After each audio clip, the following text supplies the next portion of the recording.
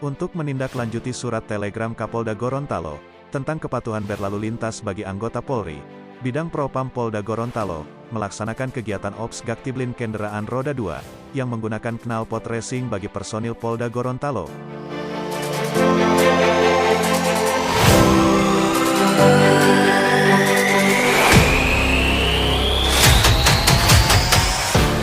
Kegiatan Gaktiblin yang dipimpin oleh Paur Binplin Subit Provos Ibtu Agus Ngurawan, bersama anggotanya menemukan 5 kendaraan roda 2 yang menggunakan Knalpot Racing.